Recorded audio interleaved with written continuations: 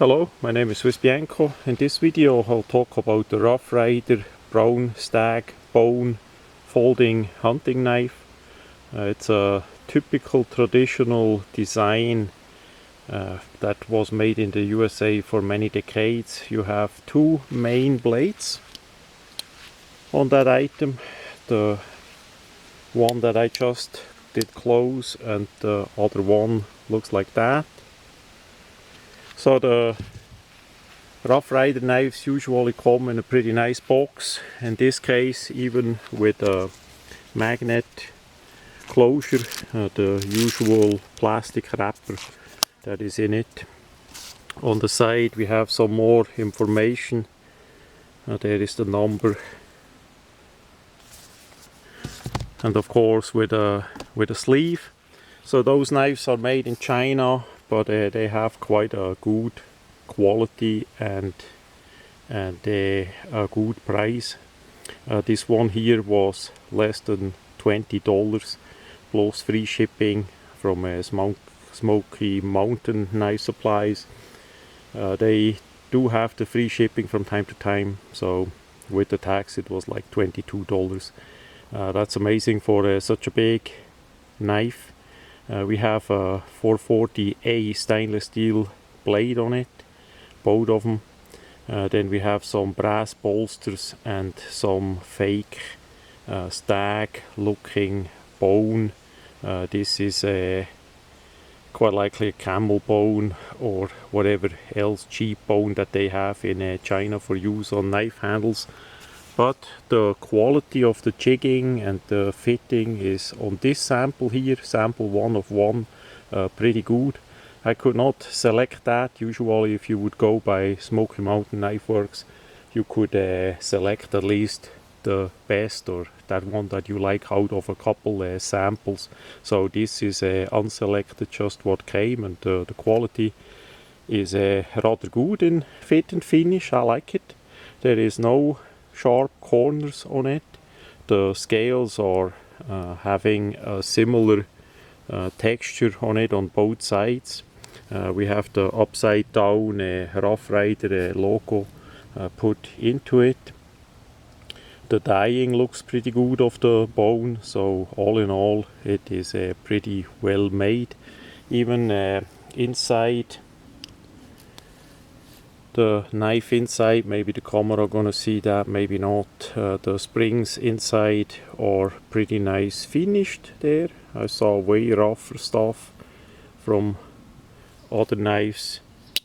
This is a typical slip joint version. It has a rather strong spring, so it has quite some snap into it, so it's not gonna close on you. It has the half stop like we see here too, and then we simply can close it.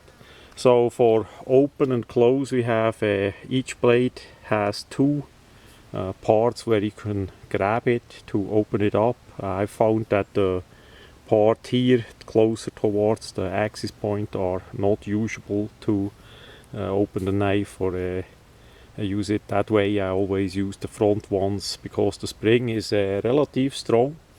It has a complete spring for each blade all the way through, so it's a big knife with a strong spring. So keep that in mind. If you have weaker hands, that is maybe not the item for you. And yeah, for opening up like that, one blade at a time, that works. Traditionally those knives were used mainly by hunters in USA. That was prior to like the 1950s. Then more and more people did use the Buck 110, the folding hunter, lock back design that was brand new back then. So this version of the knife did came more and more out of style because it simply doesn't lock the blade on it.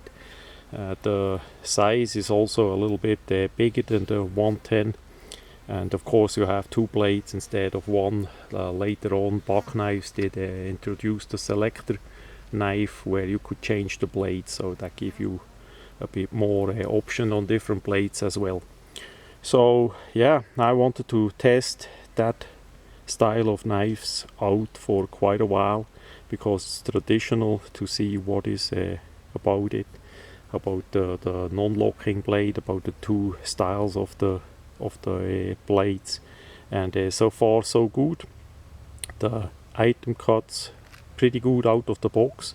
I did resharpen it so that it even cuts better out of the box. Now as you open the main blade and you use it like that, you still have the secondary blade within your fingers. So the top one is square and the end piece here has more like a swedge to it. Of course it's not sharpened, but still, if you grab the knife with the two fingers here, as you touch it, you feel that more in your hand. So it would be more for use with gloves if you have to cut a lot with it. Otherwise that works. A similar situation we have with the other blade, because the style of the blade is the same. We just have the flat part and then something with a swedge. In this case here, more of a Bowie style blade, clip point blade, instead of the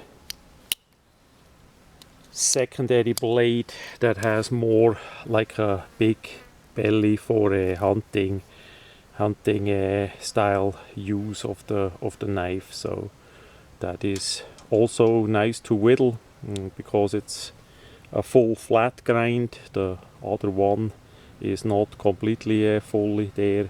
So yeah, what I'm gonna do with that knife is I'm gonna sharpen that part here, so we can use the fire starter method on it with the ferro rod. I want to try that out, how well that works then with the alternate knives. And I need to check for a leather pouch, belt pouch for that item. So far I did not find much anything, but I'm sure minimum next time by the blade show they should have something that I can put it in that fits without rattle too much. So that much about that Rough Rider knife. They make within that brand a lot of different models, different styles, the same model with X different scales on it and patterning and all that. So have a look if you are interested in such style of knives. That much about the Rough Rider knife.